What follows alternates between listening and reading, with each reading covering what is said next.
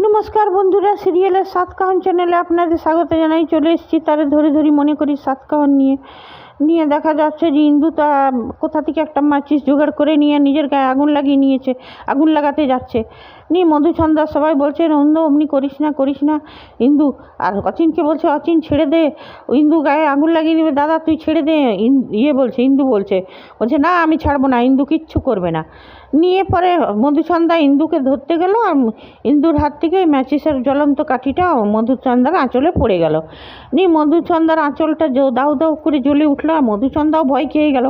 সবাই ছেড়ে দিল, মধুচন্দ্রাকে বাঁচাও বাঁচাও করতে লাগলো। আর রক্তিমও তখন অচিনও তখন ভয়ে ছেড়ে দিয়েছে রশিটা। রক্তিমও ছাড়া পেয়ে গেছে, মধু মধু করছে। হ্যাঁ, নিয়ে তারপরে মধুচন্দ্রা ওইখানেই পড়ে অজ্ঞান হতে যাবে না, দাঁড়িয়ে বাঁচাও বাঁচাও করছে, চিল্লি সবাই মিলে।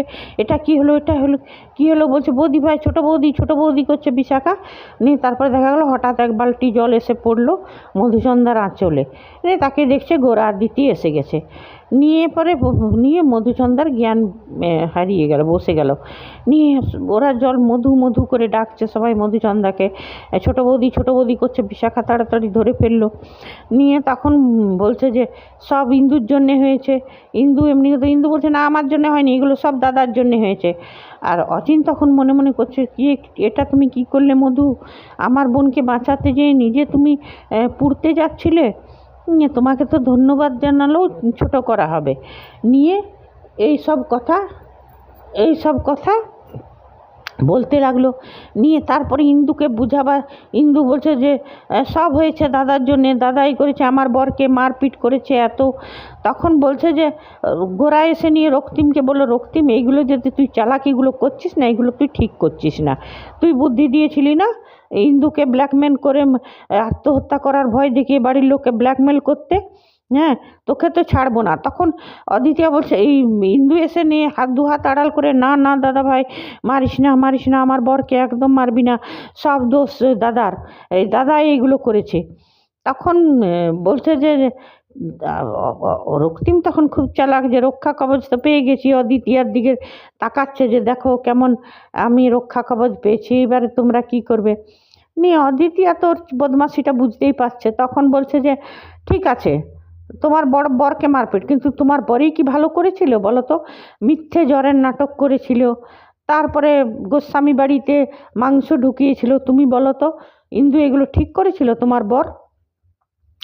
বলছে সে আমি জানি না, আমার বরকে কেউ মারবে না। আচ্ছা বৌদি ভাই, তোমার বরকে দাদা ভাইকে কেউ যদি মারে তো তুমি কি ওকে বাঁচাবে না? হ্যাঁ, নিয়ে আমি আমার বরের সঙ্গে চলে যাবো, এখানে থাকবো না। তখন সে কি বলছিস, তুই জানিস না এই শয়তানটা তোর সঙ্গে কি করবে? যে বলছে আমি কিছু জানি না, আমি তো আমার বরকে ভালোবাসি, আমি আমার বরের সঙ্গে চলে যাব। নিয়ে বলছে যে কিছুতেই সবাই মিলে বুঝাচ্ছে গোরার মা যে ইন্দু যাস না মা, কিছুতেই বুঝছে না। বোঝাবার চেষ্টা করছে ইন্দু। আর রক্তিম বলছে হ্যাঁ চলো। রক্তিমও খুব নাটক করছে, যেমন ইন্দুকে কত ভালোবাসে, তেমনি গদে ইন্দু চলো ইন্দু শোনো চলো, তুমি আমার জন্যে তুমি মরতে যাচ্ছিলে বাবা রে, আমি কি অনেক ভাগ্য করে তোমার মতন বউ পেয়েছি, মানে খুব নাটক করতে লাগলো রক্তিম ওকে। ইন্দু সেটাতে গলে জল, আর সবাই তো বুঝতে পারছে ব্যাপারটা। নিয়ে তখন গোরা বলছে আচ্ছা রক্তিম, তোর বোন পুড়ছিল তো তোর অনেক কষ্ট লাগছিল, তাহলে বলতো আমার বোনকে শাস্তি দিস, আমাদের কতটা কষ্ট লাগা উচিত? হ্যাঁ, আমাদের কি কষ্ট লাগবে না? সেটা তো রক্তিম তো সেটাই চাই। নিয়ে তারপরে অচিন চুপ করে আছে। নিয়ে বিশম্বর বলছে না ইন্দু তুই যাবি না ওর সাথে, তুই জানিস না গোরা দিতি ওকে মানা করো ওর সাথে যেমন না যায়। তখন বলছে যে না, আমি কি বলে অদিতিয়া বললে যেতে দাও, ওকে যেতে দাও, না হলে ইন্দু তো এখন বুঝবে না। তারপরে মনে মনে করলো রক্তিম তুই তো চাল দিলি, তো নিয়ে গেলি, এবার পাল্টা চালটা আমার দেখবি, ঠেলা সামলাবি। আর এই দিকে এখন কি হয়েছে, ওরা পুলস্ত হিয়া আর তিমিরাক্ষ ওরা পিনাকপুর মন্দিরে এসছে, মহেশ্বর মন্দিরে, গোটাই চাবি খুঁজে বেড়াচ্ছে। বলছে কোথায় গেল চাবিটা, তুই পেয়ে গেছে ওরা কোথায়, এইখানেই কোথাও রেখেছে, খোঁজাখুঁজি শুরু করছে। নিয়ে বলছে ওরা কি চাবি পেয়ে গেছে, শালুকডাঙ্গা চলে গেছে নাকি? নিয়ে তারপরে ওর রক্তিমের এই ফুলস্তর এখন চোখে পড়েছে যে একটা ফোঁকর, শিবলিঙ্গর পাশে একটা ফোঁকর। তখন বলছে গুরুদেব আমার মনে পড়ছে এইখানে একটা ত্রিশূল ছিল, ত্রিশূলটা নেই, তার মানে ত্রিশূলটাই হচ্ছে তৃতীয় চাবিটা। আচ্ছা গোরা দিতির সঙ্গে নিয়ে গেছে, তাহলে তো ওরা শালুকডাঙ্গা গেছে মহাকালীর মন্দিরে, তাহলে চলো আমরা সবাই শালুকডাঙ্গা যাই। তা করতে রক্তিমের ফোন এলো। রক্তিম ফোন করে বললো যে না গোরা দিতি নবদ্বীপে এসেছে ফিরে। বলছে তাহলে তো পুলিশ তো খুব ভালো হলো, এইবার বাড়ির থেকে তো চাবিগুলো চুরি করতে সুবিধে হবে। নিয়ে এটা পেয়ে খুশি হয়ে ওরাও আসছে। আর এদিকে কী হয়েছে, এরা সবাই মিলে বাড়ি যাচ্ছে আর ব্রজধামের বাইরে সবাই মিলে গ্যাঁজার শুরু করে দিয়েছে। আরে বাবা যখন তোরা বাড়ি এসেই গেছিস তো দরজায় দাঁড়িয়ে কি গ্যাঁজানে, ঘরের ভিতরে ঢুকে যা। আর হাতে যখন এত ভাইটাল জিনিস আছে তোদের, এত কাঠ খড় পুড়িয়ে তোরা 3টে চাবিকে সংগ্রহ করেছিস, তো তাড়াতাড়ি ভেতরে ঢুক। একটা নেশাড়ু দেখছিল সব, হঠাৎ কি করেছে ছো মেরে ব্যাগটা চুরি করে নিয়ে পালিয়েছে। এইবারে পেছনে পেছনে সব দৌড়ো, ওই নেশাড়ুর পেছনে পেছনে দৌড়ছে সবাই। নিয়ে দৌড়ে নিয়ে একটা গোদাম ঘরের মতন খড় গাদাওয়ালা কাঠ মানে গোদাম ঘরের মতন একটা জায়গায় ঢুকে গেছে ও। তারপরে খোঁজো নিয়ে দিতি গোরা অচিন সবাই ওদেরকে খোঁজো নিয়ে নেশাড়ু ওখানে ব্যাগটা থেকে চাবিটা বের করে টপ করে খেয়ে নিয়েছে। এরা বলছে খাস না চাবিটা খাস না, নিয়ে খেয়ে নিয়েছে। নিয়ে বলছে এই চাবিটা খেয়ে নিলে এবারে কি হবে জিজি, এবারে তো বড় মুশকিল হয়ে যাবে, চাবিটা বার করা কেন খেয়ে নিলে? বলছে আরে আমি তো সার্কাসে ছিলাম, আমি কাঁচ মাছ সব খেতাম, একবার যেটা পচার পেটে যায়, আমার নাম পঞ্চা, আমার পেটে যায় সেটা আর কেউ কোনো দিন খুঁজে পায় না। তা করতে বিশম্ভর সবাই চলে এলো। ওরা বিশম্বর বলছে আরে এ তো সার্কাসে পঞ্চা। বলছে তার মানে? বলছে হ্যাঁ এই সার্কাসে থাকতে এর নাম পঞ্চা, এই কাঁচ লোহা লাকড় সব খেয়ে নিত, একবার যেটা পঞ্চার পেটে যাবে সেটা আর কোনো দিন বেরোবে না। বলছে তাহলে কি হবে উপায়? পঞ্চা বলছে আমি তো নেশা করি, আমার তো টাকা চাই, ব্যাগে টাকা পেলাম না, চাবিটা পেলাম খেয়ে নিয়েছি, আমাকে টাকা দাও। তখন অচিন এক ঝাপ্পড় দিয়েছে, বলছে টাকা দেবো তোকে, চল। তখন অদিতিয়া বললো যে তুমি এক কাজ করো, হ্যাঁ জিজি একে অরুণবদার কাছে নিয়ে গেল, এর পেট দরকার হলে এর পেট কেটে চাবি বার করা হবে। নিয়ে পচা পালাতে যাচ্ছিল, পঞ্চাকে ধরে নিল অচিন, তারপর অরুণবের কাছে নিয়ে গেল। নিয়ে অরুণব পেট চেপে চেপে দেখছে ওকে, নিয়ে পেট চেপে চেপে দেখছে। বলছে কী বুঝছো অরুণবদা, অপারেশন করা যাবে? বলছে না অদিতিয়া, অপারেশন করলে খুব রিস্কি হয়ে যাবে, এ তো রক্ত নেই শরীরে একদম, এ তো খালি নেশা করে কিছু খায়নি, শুকিয়ে আছে। তখন গোরা বলছে ঠিক আছে, কারো প্রাণের বিনিময়ে চাবি চায় না, ছেড়ে দাও। বলছে তাহলে উপায়? বলছে কিন্তু উপায় একটাই গোরা, বেশিক্ষণ কিন্তু চাবিটা এর পেটে থাকলে এর ক্ষতি হয়ে যাবে, কারণ এ তো অনেক কিছু খেত, এ তো নেশা করে, আর তারপরে চাবিটারও অনেক অ্যাসিড আছে পেটে। তখন অদিতিয়া বলছে ও দিদি জিজি, যদি চাবিটা ওর পেটে যে ওই সব জিনিসে নষ্ট হয়ে যায় তখন তার খুলবেই না। তখন বলছে কিসের চাবি কি?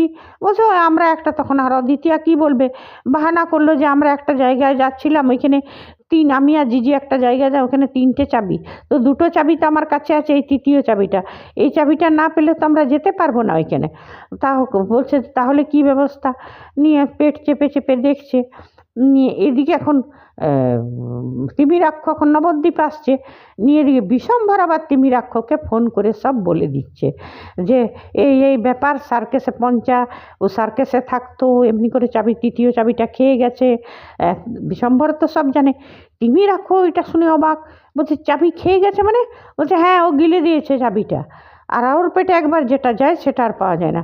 এইটা শুনে তো তিমিরাক্ষরও মন খারাপ, আর এদিকে পুলস্ত হিয়া এরাও সেটা সব শুনতে পাচ্ছে, এবারে কি হবে? চাবিটা তো খেয়ে দিয়েছে, এবারে কি হবে? তখন বলছে যে কোনো রকম করে তো পেট থেকে, বলছে দেখো অরুণাভ ওর পেট অপারেশন করার ব্যবস্থা করছে, দেখো কি। বলছে হ্যাঁ যে করে হোক চাবিটা তো বার করতে হবে। বলছে তিমিরাক্ষ বলছে, আর পুলস্ত গাড়ি চালাচ্ছে আর হিয়া বসে আছে। আর এদিকে অরুণাভ বলছে যে অরুণাভদা ওর পেট থেকে তো বার করতে হবে চাবিটা। না, অরুণাভ বলছে হ্যাঁ না বার করলে তো ক্ষতি হয়ে যাবে। তো বলছে তো কোনো রকম একে উগলানোর দরকার। নিয়ে তারপরে আমরা একটা প্রোমোতে দেখব যে ওকে এক গাদা খেতে দিয়েছে, আর ও বসে খাচ্ছে, আর বলছে কি ও সে যতই খাওয়া, যতক্ষণ ও চাবি আর কোনো দিন বেরোবেই না। তখন অদিতিয়া বলছে, মানে এটা নেক্সট এপিসোডে দেখব, অদিতিয়া বলছে জিজি আমি চাবি বের করার উপায় পেয়ে গেছি। না কি?